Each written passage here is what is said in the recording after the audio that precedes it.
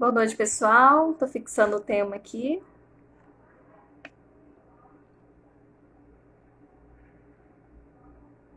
Noêmia Dias, seja bem-vinda.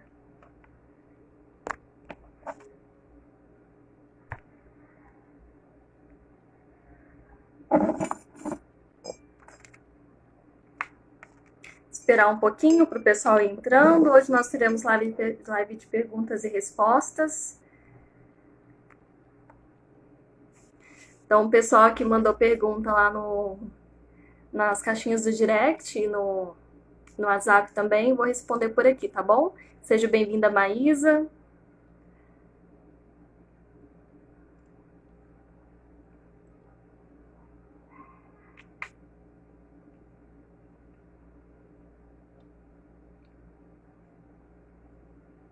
Mandou um abraço para os meninos, viu, Maísa? Pro Gabi.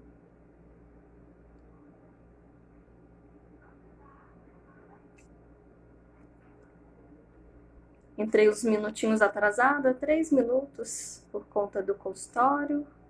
Mas estamos aí. Seja bem-vinda, Meire. Deixando meu abraço para Lala também, para Lavínia. Então, hoje a intenção era fazer uma live diferente, né? Uma live com perguntas e respostas.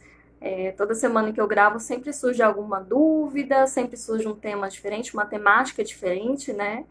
E coincidiu com esse acontecimento no nosso país, né? Daquela menina de 10 anos que sofreu abuso, então os pais perguntaram bastante coisa sobre isso.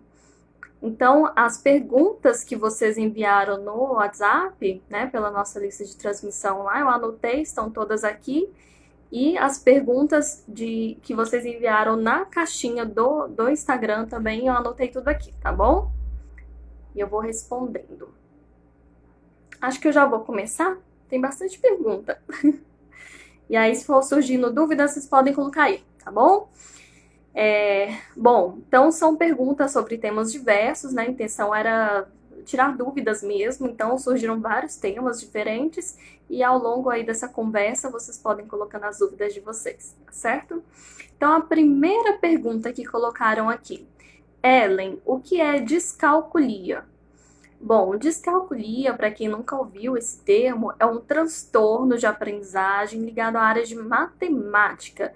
Então, tudo que é associado à matemática, conceito de números, né, símbolos, a criança vai ter dificuldade. A criança que tem descalculia, ela não tem só dificuldade de matemática. Muita gente tem dificuldade de matemática, né? Eu, por exemplo, eu tenho um pouco de dificuldade de matemática.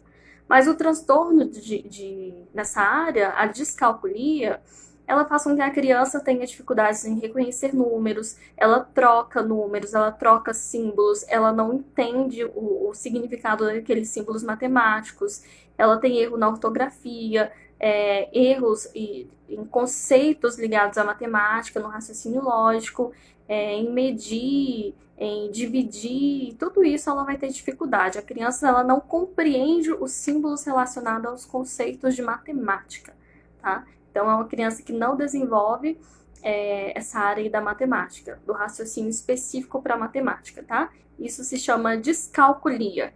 Lembra de cálculo, fica mais fácil de lembrar. Então, a descalculia é um transtorno de aprendizagem que está ligado à área de aprendizado em matemática e conceitos matemáticos, tá bom? Então, para quem fez essa pergunta, essa é a resposta. Próxima pergunta. Transtorno de ansiedade em crianças. Dá para resolver sem medicamento? Eu tinha falado sobre isso aqui, acho que eu gravei uma live só sobre isso, né? Mas comentando um pouco mais sobre isso. Transtornos de ansiedade em crianças, dá para resolver sem medicamento? Dá sim.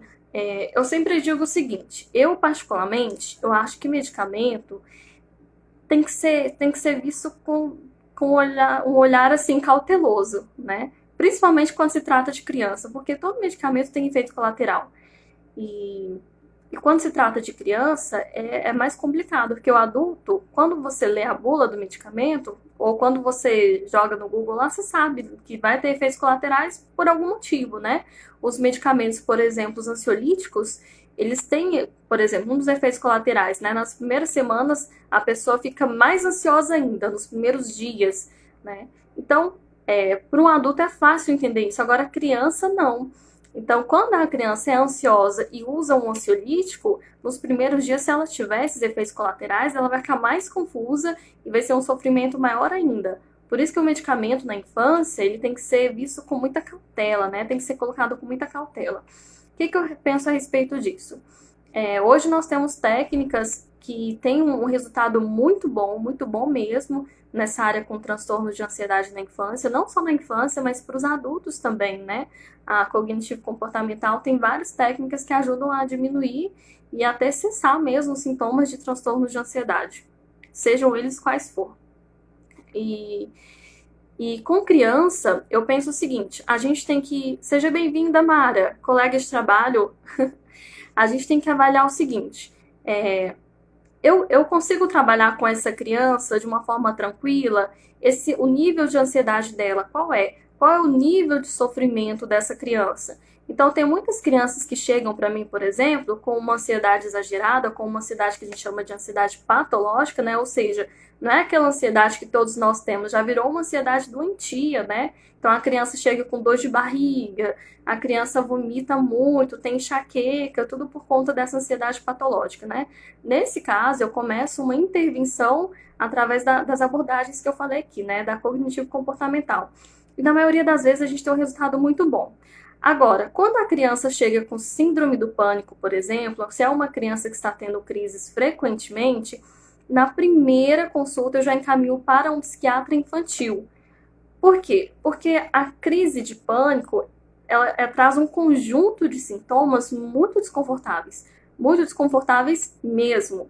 Então, uma coisa é o adulto chegar para mim e eu falar, olha, você tem esses sintomas por tal motivo, por isso essa sensação de morte, né? Quem tem síndrome do pânico sabe que a sensação da crise é a sensação de que você vai morrer. Então, quando a gente esclarece isso para o adulto, ele passa por uma crise, ele entende que aquilo vai passar. Agora, se vê uma criança de 7, 8 anos para mim com crises frequentes de pânico, como que fica isso na cabecinha dela, né? É realmente a sensação de morte, então é muito difícil de clarificar isso na cabecinha da criança. Então, o que eu avalio nos transtornos de ansiedade? Com que frequência a criança está tendo essas crises, em que momento e o tamanho do sofrimento que isso está gerando para a criança, né? Então, assim, dá para ir sem medicamento? Tranquilo, ótimo, perfeito.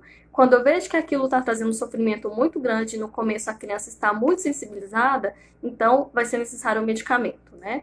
E aí a gente faz todo um trabalho de psicoeducar essa criança. Então eu sento com essa criança, eu vou explicar, olha, esse remédio que o médico passou, ele funciona assim, assim, tal. Às vezes a própria criança já chega e fala, tia, esse remédio tá me dando muito sono, ou tia, esse remédio tá me deixando com muita fome. Aí eu explico pra criança que são os efeitos... Travou aqui, voltamos. E aí eu explico para a criança que são os efeitos colaterais do medicamento, explico para ela tem todo o material no consultório que eu uso para explicar isso para a criança, né? O que são os efeitos colaterais, por que eles acontecem, explico que é só nos primeiros dias, né? E a gente explica o porquê do medicamento, eu explico para a criança por que eu pedi para ela ir no médico, e tudo isso eu tenho que explicar muito bem para a criança, não é porque é a criança que a gente tem que levar e dar o remédio, não. Criança, a gente tem que explicar tudo que a gente faz, ela tem o direito de saber, né? Até porque o tratamento é feito com ela, então ela tem direito de saber o que está acontecendo. Então, tudo isso é explicado para a criança.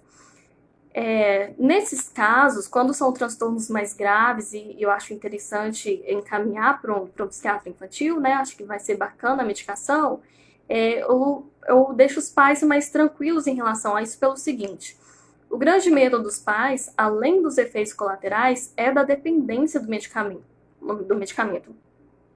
E aí, o que acontece? Com criança, gente, é muito difícil isso acontecer, né? Porque o medicamento, ele corta os sintomas, né? E durante um tempo, o organismo ele fica sem desencadear esses sintomas, ou com sintomas mínimos. O organismo acaba se acostumando, digamos assim, sem os sintomas, né? Então, quando a gente medica uma criança, geralmente ela usa por pouco tempo o medicamento e o médico já tira e tá tudo certo. A criança vive a vidinha dela sem uma crise de ansiedade. Agora, adulto não. Quando o adulto é medicado, por que adulto fala muito que tem dependência do medicamento? Às vezes não é o medicamento que deixa dependente, é o adulto que se torna dependente do medicamento. Porque o adulto já tem uma carga histórica e quando ele desenvolve um transtorno de ansiedade, esse transtorno ele vem puxando aqueles traumas que ficaram lá atrás e aí fica muito mais difícil trabalhar. E aí o adulto acaba tendo que usar o medicamento por mais tempo, ele acaba ficando vulnerável, né, por conta das crises de ansiedade. Então acaba demorando mais esse processo. A criança, por ter pouca carga histórica, digamos assim, né, pouca carga emocional, geralmente esse tratamento para transtorno de ansiedade na infância é muito pontual, é muito rápido. Então é muito difícil a gente ver criança que usa medicamentos ansiolíticos por muito tempo, tá? Então espero ter respondido essa pergunta aí. Então, transtorno de ansiedade em criança dá para resolver sem medicamento? Dá sim, tá? Mas se a criança estiver tendo crise de ansiedade com frequência, aí o medicamento ele ajuda e muito, muito mesmo. Essa terceira pergunta é interessante aqui. Como eu disse, são umas perguntas polêmicas, né? A gente teve uma situação caótica aí esses dias dessa menina que sofreu abuso e isso meio que alertou os pais. Isso é um tema que eu sempre trago aqui para vocês. Sempre, gente, abuso sexual acontece em qualquer idade. Não é só com adolescente, é em qualquer idade. Tem criança que é vítima de abuso aos 3 anos de idade, 2 anos de idade. Não é brincadeira, não é. Então, isso aí alertou os pais, né? Deixou os pais meio preocupados, né? Enfim, mas foi uma situação caótica. A situação dessa menina jamais deveria ter chegado na mídia, né? O que com certeza faz com que essa menina passe por um processo de revitimização maior. Mas, enfim. E a terceira pergunta é: uma criança vítima de abuso sexual pode se libertar da dor e do sofrimento dessa experiência? Olha, como que eu vou explicar isso para você? Se eu não me engano, quem fez essa pergunta foi uma professora. Uma criança vítima de abuso sexual pode se libertar da dor e do sofrimento da experiência? Lembra que eu gravei uma live aqui sobre isso? Que eu falei que, na maioria das vezes, mais de 90% dos casos, o abusador, a pessoa que comete o crime, geralmente é alguém da família. Ou é o pai, ou é a mãe, ou é o tio, o avô, a avó, a tia, né? Lembrando que meninos também são vítimas de abuso, não é só meninas, viu? Meninos também. Meninos numa proporção maior, mas tem muitos casos de meninos também. Então, a pessoa, quando ela comete um abuso, o adulto, quando comete um abuso, ele cria um vínculo de confiança primeiro com essa criança. Então, a criança, ela está intimamente ligada a essa pessoa. Imagina, por exemplo, se o pai que cometeu o abuso, né? O pai abusou da filha, por exemplo. Gente, apesar de que existe o sofrimento físico, a dor física ali que causou a criança, não se assustem com o que eu vou falar, mas na maioria das vezes o sofrimento dessa criança é maior de ficar longe do pai. Porque na cabecinha da criança, ela não entende que aquilo foi um abuso. Nós sabemos, a gente entende, a gente sabe que foi um abuso, que é crime, que é grave, né? Mas a criança, ela não entende isso. Se for criança muito novinha, de 3, 4 anos, é que não entende mesmo. Então, na cabecinha dela, aquela pessoa, o pai, o tio, a tia, ele apenas machucou ela, né? Na cabecinha da criança, geralmente é assim. Então, o que é o nosso trabalho, né? Primeiro, é um trabalho de acolhimento. A gente tem que tomar muito cuidado com isso, né? Psicólogos não devem tratar do assunto com a criança ou com o adolescente na primeira sessão, em hipótese alguma. Tem que tomar muito cuidado com isso. Não é assim que a gente trabalha traumas, é criando outro trauma. Não é assim que funcionam as coisas. Então, a gente tem que acolher essa criança, primeiro saber o que ela está disposta a me trazer, porque quando a gente tem um trauma, quando a gente passa uma situação ruim, às vezes a gente não quer contar, às vezes a gente não dá conta de contar, né, ali na hora. A gente leva um tempo para assimilar tudo que aconteceu. E com criança é assim também. Se a criança que sofreu abuso chega para mim na primeira sessão e já pergunta sobre aquilo, eu posso estar criando outro problema, né? Então, primeiro, o trabalho nosso é acolher essa criança e ver o que que ela traz para mim de conteúdo, né? Igual eu falei, tem criança que não tá sofrendo por conta do abuso, tem criança que tá sofrendo porque tá longe da pessoa, né? Do pai, da mãe, da tia, enfim. Porque ela tem essa imagem, né? O pai é o herói, a mãe é a heroína, e mesmo que o pai comete um crime, a mãe comete um crime, continua sendo pai e mãe. Então, na cabecinha dela, ela sofre por questão desse distanciamento afetivo, né? Ela não tem consciência do abuso sexual. Quando a criança é mais velha, ela tem. Ela tem sim, né? Então, seja bem-vinda, Bel, Ângela, seja bem-vinda, Selma. E aí, a gente tá falando aqui de abuso sexual, né? E aí, quando a criança é muito pequenininha, ela não tem esse sofrimento do abuso em si, né? Então, o que a gente tem que fazer? Primeiro, acolher, orientar essa criança para ela não ficar vulnerável a outros abusos, que acontece muito isso, né? A criança foi abusada uma vez, passa um tempo ela é abusada de novo por outra pessoa, passa um tempo por outra pessoa, por quê? Porque falta orientação, né? Então, a gente tem que sentar com essa criança e explicar, olha, não deixe que façam isso. Se chegar algum adulto te dando presentinhos, não aceite sem falar com a sua mãe, com seu pai, porque o abusador, ele tem isso, ele cria um vínculo de confiança com a criança antes de abusar dessa criança. Então, geralmente, fica dando presentinho, fica abraçando demais, fica criando um vínculo afetivo, né, para conseguir alguma coisa daquela criança. Então, é aí no começo que a gente tem que estar atento. E orientar essa criança para que não aconteça isso novamente. Orientar essa criança, né? Aí ela perguntou: uma criança vítima de abuso sexual pode se libertar da dor e do sofrimento dessa experiência? Ela pode ressignificar, né? O grande trabalho nosso, quando a criança é muito pequenininha, é trabalhar isso de uma forma informativa. A gente orienta a criança. Agora, quando é adolescente, sim, o adolescente já chega fragilizado, né? Já entende, já tem consciência do que é abuso sexual.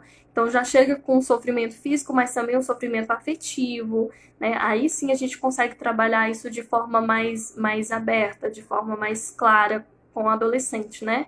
E é possível ressignificar. Se for um trabalho bem feito, se for um trabalho de acompanhamento, se for um trabalho que é feito com muito zelo ali entre o psicólogo e o paciente, entre a família também, com certeza essa vítima de abuso sexual ela consegue desenvolver a área afetiva da vida dela, né? Pessoas que sofrem abuso sexual às vezes têm dificuldade de desenvolver a parte afetiva, né? Até a vida sexual também com o parceiro, com a parceira futuramente. Então é isso aí que a gente tem que preocupar também. Gente, fazendo uma observação, por que eu falei que esse caso dessa menina de 10 anos jamais poderia ter chegado na mídia, né? Existe um processo que eu também falei naquela live sobre abuso sexual, que é o processo que a gente chama de revitimização. Então, a criança lá, o Joãozinho lá, por exemplo, foi vítima de abuso. O Joãozinho, ele vai passar por uma perícia médica, ele vai ter que contar para o médico o que aconteceu. Ele vai ter que passar pelo fórum, ele vai ter que contar o que aconteceu. Então, toda hora a criança fica contando o que aconteceu. E cada vez que ela conta, ela revive. Então, descobriu que a criança foi abusada, pelo amor de Deus, não contem para a família inteira, não façam isso, né? Isso tem que ser resolvido com os responsáveis, pai e mãe, o mais próximo, né? Ou a mãe ou o pai que vai resolver isso. Não coloquem a família tudo a par da situação, porque essa criança vai crescer no meio dessa família. Imagine o filho de vocês crescendo nessa família e a família inteira olhando para esse filho, crescendo e falando: olha, ele foi vítima de abuso, olha, ele é uma vítima, né? Então, descobriu que a criança foi vítima de abuso, primeira coisa que não deve ser feita é contar para a família inteira. Não deve ser feito isso, por mais que seja família. Não tem necessidade disso, né? Não precisamos revitimizar essa criança. Então, resolvam ali, né, os mais próximos, os responsáveis, tomem as medidas que têm que ser tomadas, mas não precisa abrir a situação para todo mundo. Até porque é constrangedor, né? Constrangedor. Acho que respondi a pergunta. Se foi algum de vocês que fez essa pergunta, depois manda aí, se caso ficou dúvida ainda. Próxima pergunta. Ellen, todo autista precisa de professor de apoio? Não, não precisa, viu? Existem vários tipos de autismo, né? Vários níveis, digamos assim. Então, tem casos mais leves, tem casos mais graves, né? E tem os autistas que são extremamente inteligentes, né? Então, assim, para que serve um professor de apoio? Para ajudar a criança com dificuldade de aprendizagem.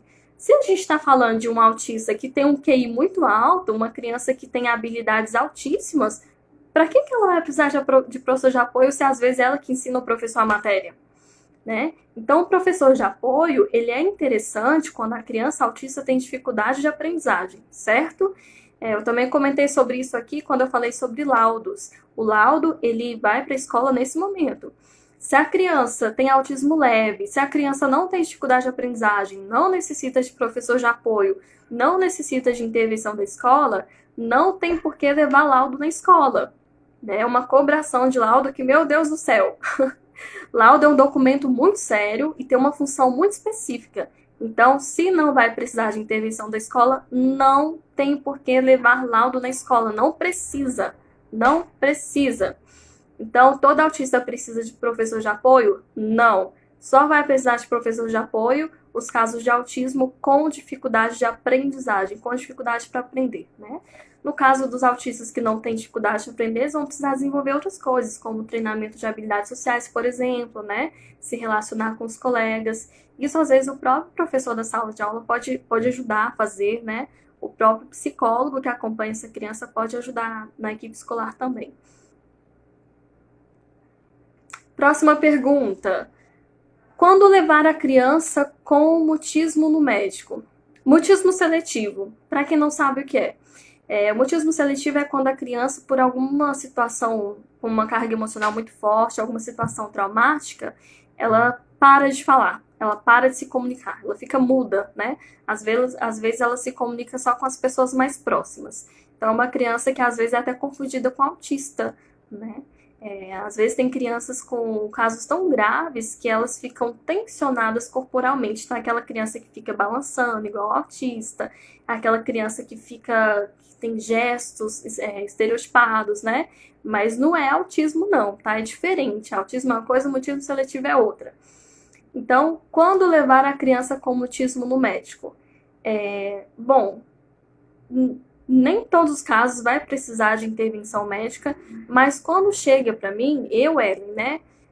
Quando chega para mim casos de mutismo seletivo, eu encaminho para neurologista, para um bom neurologista que entenda de criança, viu? Neurologista que atende criança tem que entender muito bem de desenvolvimento infantil. Por quê? Quando a criança para de falar de uma hora para outra, pode ser uma questão emocional? Pode, mas pode ser alguma alteração neurológica também. Então, eu encaminho primeiro para o neurologista para a gente descartar outras hipóteses. Se vem para mim sem nenhuma alteração, então é emocional. Então, a gente começa a trabalhar, tá? Então, por isso que eu encaminho no comecinho do tratamento, quando chega a criança com mutismo seletivo, eu encaminho para o neurologista, só para a gente ter certeza de que a criança não parou de falar por conta de outras alterações neurológicas, né? Então, por exemplo, a criança para de falar, os pais acham que é só uma questão emocional, às vezes a criança está com um tumor, uma coisa assim na área responsável pela fala, né? Então, a gente tem que descartar todas as hipóteses, nem tudo é emocional, né? Se realmente foi neurologista, fez o exame e não deu nada, então a gente trabalha a questão emocional, tá bom? Para essa criança voltar a se comunicar aos poucos. Próxima pergunta. Se ficar dúvida aí, vocês podem ir falando, viu? Tem bastante pergunta, gente. Se ficar dúvida, se quiserem fazer perguntas, tá bom? Sobre essas temáticas aqui, podem ir colocando aí. Ou se eu estiver falando muito rápido também, que eu vou empolgando, aí vocês podem perguntar aqui, viu? Nos comentários. Como suprir a ausência do pai na vida de duas crianças? No caso, crianças entre 3 e 7 anos. Como suprir a ausência do pai na vida de duas crianças? Então, olha só, essa expressão suprir presença de pai e de mãe, a gente sabe que isso não acontece, né? Ninguém ocupa papel de pai, né? Então, a criança não tem pai. Ninguém vai substituir o pai. Por isso que eu falo para as mães, não adianta querer ser mãe e pai, porque você não vai conseguir, né? Ninguém vai substituir esse papel de pai. E ninguém vai substituir o papel de mãe. Mas o que acontece? Lembra da live que eu gravei sobre os Dia dos Pais? Né? A gente tem que pensar assim, de forma geral, de modo genérico, qual que é a função do pai? A função do pai é aquela função mais objetiva, né, de dar mais segurança à criança, de encorajar a criança. Isso geralmente vem do pai, que a mãe é mais protetora, né, a mãe tem instinto protetor.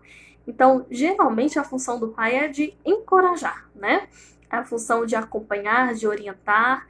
E às vezes a criança não tem pai, mas ela tem um avô que faz isso, ela tem um tio muito próximo que faz isso. Então ela pode crescer tranquilamente, sem maiores problemas emocionais, né? Então às vezes a criança não tem pai e mãe, mas tem outras pessoas que cumprem esse papel. Tem muitas avós que fazem papel de mãe, né? Não suprem a mãe, não suprem o papel da mãe, mas elas suprem a função da mãe. Então a criança cresce sabendo que ela não teve uma mãe. Nossa, eu não tive uma mãe quando eu era criança, né? Cresci sem a minha mãe estava longe. Mas a minha avó fez o papel de mãe, né? Então a criança cresce com essa mentalidade. Então, assim, suprir a ausência de pai não tem como.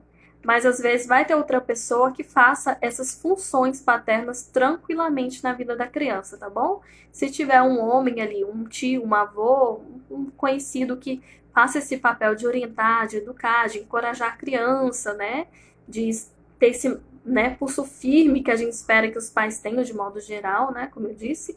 Então essa criança cresce tranquilamente, tá bom? Deixa eu ver o horário. Tem dúvidas, pessoal? Quem tiver com dúvida pode ir perguntando aí, tá bom? Hoje a nossa live é de perguntas e respostas. Estou respondendo aqui as dúvidas dos pais. Próxima pergunta. Eu tenho muita dificuldade em falar sobre sexo, gravidez, etc. com minha filha. Queria dicas de como falar esses assuntos com ela, inclusive sobre abusos. Primeira coisa, pergunte à sua filha o que ela sabe sobre isso, né? Se for uma dúvida dela. Tem uma historinha, gente, que uma professora contou pra mim na época da faculdade, eu nunca esqueci, de uma criança que perguntou pro pai o que era virgem, né? E o pai se embananou todinho pra falar pra criança, ficou pisando em ovos, não sabia falar de jeito nenhum, ficou todo constrangido. E depois que ele explicou com tanta dificuldade pra criança o que era virgem, a criança respondeu: ah, pai, é porque eu vi no vidrinho do azeite. Azeite extra virgem. Olha, né, que coisa mais... Isso foi um acontecimento lá do consultório, né? Que ela deu de exemplo pra gente. E é bem isso mesmo. Às vezes a criança faz uma pergunta, os pais ficam tão constrangidos, né? De falar, às vezes a pergunta da criança é uma pergunta bem inocente. Então, primeira coisa, a criança veio com perguntas sobre isso, de onde vêm os bebês, né? Por que o papai dorme com a mamãe e tudo mais. Primeira pergunta, o que você já sabe? Né? Eu preciso saber o que você sabe para eu complementar. Então, pergunta à criança, né? Não precisa ficar constrangido. É até bom que a criança... Eu sempre repito isso aqui. É bom que a criança, o adolescente, aprenda isso com pai e mãe, para não ter que aprender lá fora, de uma forma que vocês não queiram, né? Então, primeiro pergunta à criança o que ela já sabe. Porque, infelizmente, as novelas hoje ensinam muito mais do que a gente gostaria para as crianças, né? Às vezes você não ensina em casa, mas o coleguinha da criança sabe de tudo. Aí ele vai e fala, né? O outdoor fala muita coisa, né? Então, não adianta a gente tentar proteger as crianças de tanta informação, porque as informações estão aí. As crianças hoje não tem tanta censura assim para a criança, né? Então, é bom primeiro perguntar à criança o que ela já sabe e você vai falar de acordo com o que ela sabe. Se a criança só sabe o A, você vai explicar sobre o A. Se a criança sabe A, B e C, você vai explicar até o C, né? Então, a gente precisa saber o que a criança já sabe sobre esse assunto primeiro. A questão do abuso, como evitar abusos, né? Depende muito da idade, né? Os pais perguntam quando que eu devo falar disso para a criança? Quando a criança aprender a falar, quando aprendeu a falar. Então a criança tem 2 anos de idade, aprendeu a falar, pega a bonequinha e fala, filha, filho, ó, tá vendo? Tem parte do corpo que a gente tem que deixar tampada com a roupa, essa parte ninguém pode pôr a mão, né? Não pode deixar nenhum adulto colocar a mão, ninguém pode dar banho em você além de mim, ninguém pode dormir junto com você além de mim, e tudo isso tem que ser explicado para a criança, né? Gente, a criança aprendeu a falar, já explica. Não espera chegar na adolescência para não acontecer isso que aconteceu, que a gente viu aí, né? No nosso país, infelizmente. Então explica. Explica, a criança tem 2 anos de idade, pega a bonequinha, pega os brinquedinhos e ensina, né? Aqui no Instagram tem vídeos, tem a campanha do governo também com vídeos, tem livros, né? Só jogar no Google aí, tem vários livros em PDF para os pais. explicando como falar disso para a criança. Então a informação está aí, né? Eu sei que alguns pais ficam constrangidos de tratar desse assunto com as crianças, mas é melhor que aprenda com vocês do que aprendam lá fora de uma forma que vocês não gostariam, tá bom? Então a criança aprendeu a falar as primeiras palavrinhas, já ensina. A criança fica na creche, ensina, né? A criança tem contato com outras pessoas, ensina que tem partes do corpo que ninguém deve tocar, ensina, né? Ensina seu filho a ter um vínculo de confiança com você para falar sobre essas coisas. Próxima pergunta. Se em um momento da vida a gente passou um medo grande, o que esse medo pode nos causar? Bom, depende do impacto desse medo, né? Não sei se você, quem fez as perguntas, se tratou da infância, né? Depende do impacto emocional que esse medo causa. Tem medos que podem ser enfrentados, tem medos que tiveram um impacto emocional tão grande na vida da criança que os adultos não conseguem, chegam na vida adulta, não conseguem enfrentar, né? Então, se esse medo for um medo que te incomoda, então trabalhe, porque cada vez que a gente foge de uma situação, a gente aumenta o problema, né, da situação. É o que eu falo para as crianças, quando a gente tem um monstrinho, o monstrinho do medo, o monstrinho da vergonha, o monstrinho da timidez, o monstrinho da ansiedade, cada vez que a gente foge das situações, a gente faz com que esse monstrinho cresça. E cada vez que a gente enfrenta esse monstrinho, ele diminui, ele perde a força, né? E é isso que eu falo com as crianças. Eu dou muito o exemplo do desenho Scooby-Doo. Quem que era a grande sacada do desenho Scooby-Doo, né? Que é mais da época nossa. Acho que as crianças de hoje não assistem Scooby-Doo. O Scooby-Doo, o Scooby e o Salsicha morria de medo dos fantasmas. Mas quando alguém lá descobria, né, descobria a identidade do fantasma, eles perdiam medo. Então, quando a gente enfrenta os fantasmas, eles perdem a força, né? Então, quando você enfrenta o medo, automaticamente esse medo vai diminuindo, né? Mas tem que saber o quanto que isso é desconfortável para você. Então, pergunta interessante aqui. O que você jamais diria aos seus filhos? O que eu jamais diria aos meus filhos? Tem uma coisa que eu jamais faria com meus filhos. Comparação. Eu acho que de tudo que os filhos escutam, de tudo que os pais falam, às vezes até sem perceber, a pior das expressões é quando um pai ou uma mãe compara o filho. Ah, o vizinho é assim, você não é. Ah, o seu irmão faz isso, você não faz. Gente, comparação mata a autoestima de uma criança. Comparação mata a autoestima de uma criança. Então, se tem uma coisa que eu acho que eu jamais faria com meus filhos é compará-los. Eu acho que isso é o pior de tudo. O pior das coisas que podem acontecer no processo de educação. Próxima pergunta, deixa eu ver se dá tempo. Tem bastante pergunta. É normal da adolescência ficar trancado no quarto? Não, não é normal da adolescência não, viu? Essa coisa de aborrecente, esse tipo de coisa, gente, adolescentes são pessoas, têm emoções, têm sentimentos, né? E a adolescência não é um bicho de sete cabeças. É a gente que não entende os adolescentes, não são eles que não nos entendem, né? Então, a adolescência não é um bicho de sete cabeças, são pessoas com sentimentos, com emoções, né? Então, não considerem tudo normal, não. Já escutei alguém falando assim, é normal adolescente se cortar. Não sei onde isso é normal, não sei. Pelo menos aqui não é normal, não, né? Então, não é normal da adolescente começar a usar drogas, não é normal da adolescência se cortar, né? Praticar o cutting, que é a automutilação. Não é normal da adolescência ficar trancado no quarto.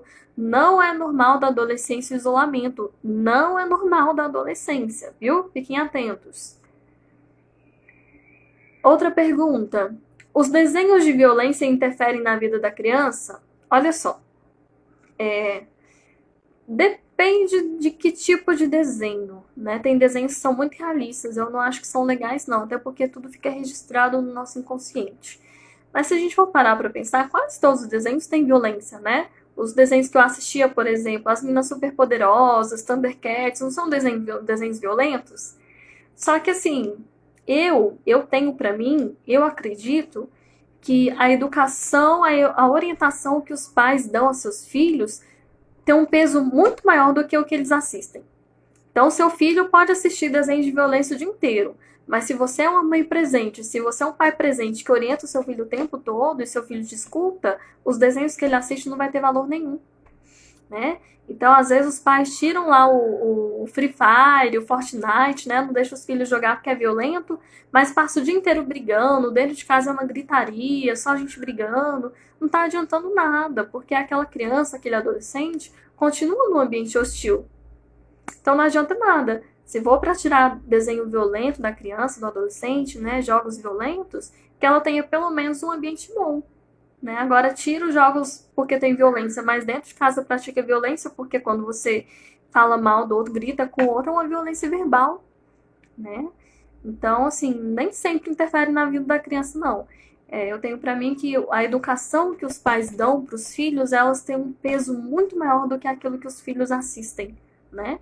Quando os pais têm fazem um trabalho de forma muito presente na vida dos filhos, os filhos carregam isso pro resto da vida. Agora, o desenho que ele assistiu, ele pode esquecer amanhã mesmo. Tá certo? Então, depende muito. Eu acho que tem desenhos que são muito realistas, que não são para criança. Tem desenhos que eu não acho bacana. Por exemplo, aquele desenho que eu até comentei aqui uma vez.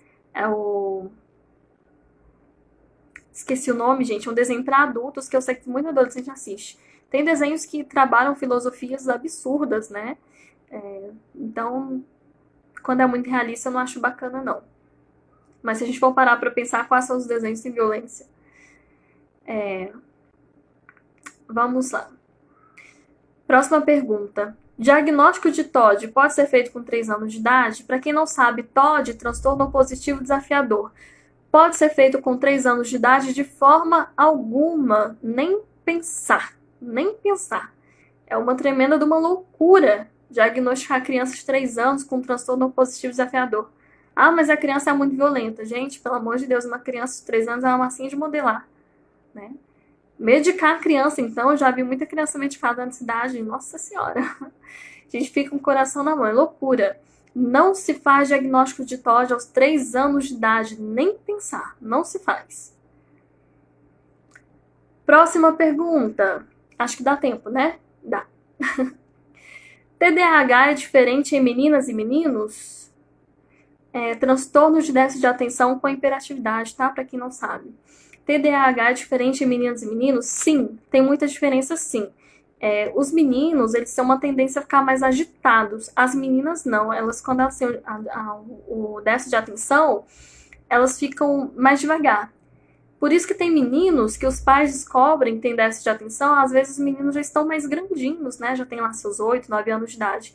Meninas não, meninas já descobrem no comecinho, porque elas têm uma lentidão para responder, né, as questões, as atividades, elas têm uma lentidão para pensar. Os meninos nem sempre apresentam essa lentidão, tá? Então, o déficit de atenção com hiperatividade é diferente em meninas e meninos, sim. As meninas, às vezes, elas ficam um pouco mais infantilizadas, e nos meninos já não é tão perceptível assim.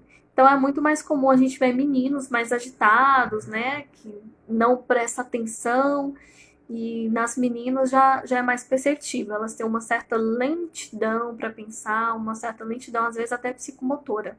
Tá? Elas são mais devagar para pensar, para fazer alguns comandos, para responder alguns comandos. Tem mais 2 perguntinhas. Vou tentar responder rapidinho aqui para não estourar o tempo. Meu filho é muito inteligente, mas não gosta de copiar a matéria. Na verdade, não foi uma pergunta, que pelo jeito foi um comentário. Meu filho é muito inteligente, mas não gosta de copiar a matéria. Gente, é tão complicada essa coisa porque a gente quer colocar todas as crianças dentro de um padrãozinho, quer que elas caibam nesse padrãozinho, né? Se a criança é muito inteligente e ela não gosta de copiar, não porque ela tem uma dificuldade, mas porque ela aprende ouvindo, qual é o problema? A intenção não é ela aprender, ela está aprendendo ouvindo. Então, sobre o que eu falei lá das 3 formas que as pessoas podem aprender, tá lá no canal no YouTube, né?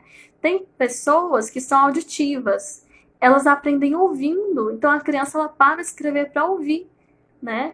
E aí a gente vai chamar a atenção da criança porque ela não copia? Ela precisa ouvir, senão que jeito que ela vai aprender?